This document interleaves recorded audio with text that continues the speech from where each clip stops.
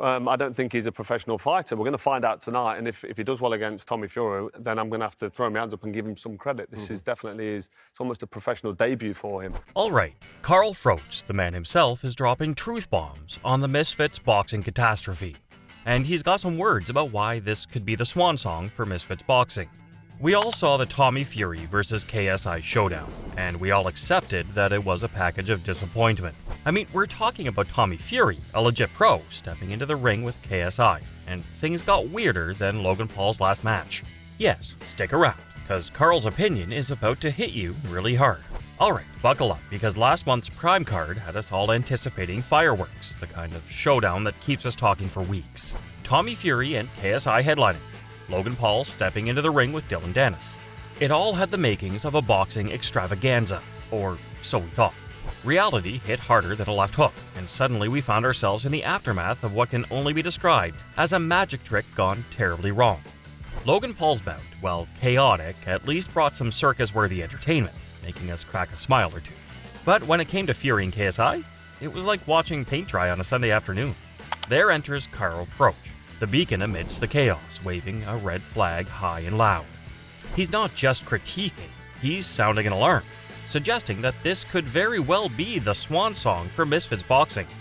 And you know what? He might be onto something. This isn't just any guy throwing shade.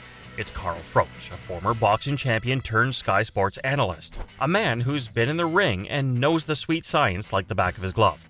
But let's get real for a moment. What happened to the glory days of boxing, where every match was a symphony of punches, excitement echoing through the arena? Are we really okay with influencers treating the ring like their personal playground, turning what should be a fierce battle of skill into a lackluster sideshow? It's a question worth pondering, and Carl Froch is leading the way. Now Carl was speaking straight from the heart on his Froch on Fighting YouTube channel, and he didn't hold back. Brace yourselves, folks, because he called it absolutely diabolical. Yeah, you heard that right. Diabolical. He goes on to say it was so bad, like probably the worst fight he's ever seen. I can almost feel his disappointment through the screen. Picture this. KSI bouncing on the floor, doing star jumps in the middle of the ring, waving his arms like he's auditioning for a dance-off, not a boxing match. And Tommy Fury? Well, he's just standing there, staring, probably contemplating life choices.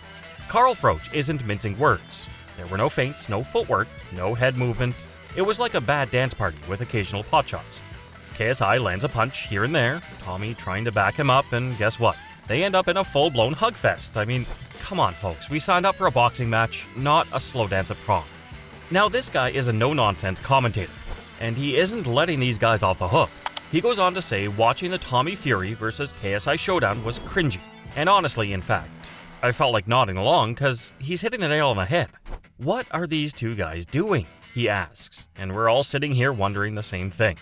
It's not just bad, it's appalling. Carl's not alone in this. He points out that everyone who's seen it agrees. And you know he's not wrong when even the YouTube comments and Instagram reels are on fire with people calling it straight up shit. Now here's the cherry on top. After a lackluster display for 18 minutes, these two decide to have an argument. Seriously? Oh look, you've got a mark on your face. I hit you more than you hit me. Are we in kindergarten or a boxing ring? Froch is as baffled as we are, and he's throwing the draw card into the ring. Honestly, after that debacle, I'm leaning toward it. A draw seems like the only fair outcome in this mess. Now let's pivot a bit. Give credit where it's due. As abysmal as the in-ring action was, you've got to hand it to the Misfits Boxing DAZN production team. They nailed it on the entertainment front. It's like they turned the drama dial to 11, and boy did it work. The lead up to the fight was a spectacle in itself, with larger-than-life personalities battling it out to outshine one another. I mean, we've had influencers pulling out all the stops, trying to one-up their own pre-fight antics. Even Froch, the man who's not easily impressed, had to tip his cap. Yeah, you heard that right. Even he had to acknowledge the influencer boxer's superpower, the ability to capture the attention of their target audience. It's a strange world we're living in when the drama outside the ring is stealing the show, but hey, credit where credit's due. Let's dissect the circus that happened behind the scenes, because believe me, it's a wild ride of personalities trying to outshine each other. Now, let's talk about the glitz and glam that the Misfits Boxing team threw into the mix, and Carl Froch is breaking it down for us. I'm talking pyrotechnics that could rival a rock concert, ring entrances that scream Hollywood blockbuster, celebrity presence that's off the charts, and a crowd that's not just there. They're alive, they're hyped, they're part of the show. And let's not forget the money. We're talking some serious dough thrown into this to make it look like $1 million.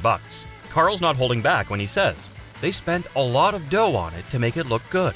It's not just a boxing match, it's a full-blown spectacle, a feast for the eyes. Pyrotechnics, celebrity sightings, a pumped-up crowd. It's the kind of showbiz magic that keeps us glued to the screen. Isn't that right? Now, there's a big question that even Froch, the man with the golden insights, is pondering. So we've got this glitzy, glamorous production, pyrotechnics that light up the night, celebrity cameos that can make the Oscars jealous, and a crowd that's there for the vibes. But here's the kicker. Without the action, the real nitty-gritty of the sport, can this influencer boxing craze sustain itself? Froch is raising an eyebrow, and it's a valid question. He's scratching his head, trying to fathom why fans would keep forking over their hard-earned cash to watch untrained boxers put on what he aptly describes as boring fights. Now, let's get real for a moment. The Prime card undeniably drew massive interest. And not just from traditional combat sports fans. We're talking about a whole new audience here, folks. But here's the million-dollar question. Has influencer boxing hit its peak? Is this trend, with all its glitz and glamour, sustainable in the long run? Are people willing to keep shelling out money for the sizzle without stake? It's a wild guess, a mystery that needs some serious discussion. I mean, sure, the Lamborghinis, the pyrotechnics, the A-list cameos, they're all attention grabbers. But when the bell rings and the punches are exchanged, does it live up to the hype? Well, Froch isn't convinced. He says, I hope it's going nowhere, and I hope it hits a brick wall. And that's going to be the last we ever have to see of this Misfits Boxing absolute crap. Yeah, you heard it right. He's waving the red flag, hoping this influencer boxing circus hits a dead end. Why? In his own words, when people are paying money for a main event, they want to see a boxing fight, or they want to see some kind of show. It's a call for authenticity, for real fights, not just flashy spectacles. Now, let's dissect this. Carl's not one to sugarcoat, and he's throwing shade on both the Logan Paul fight and the Tommy Fury KSI showdown. He's not impressed, folks. The Logan Paul fight was crap, and the Tommy Fury KSI fight was absolutely diabolical. It was awful. Ouch. It's not just criticism, it's a declaration that the current state of affairs in influencer boxing is not cutting it. Froch is our voice of reason, and he's saying what needs to be said. In fact, no one else came up pointing this out, right? By the way, what do you guys think? Drop your thoughts in the comment section below.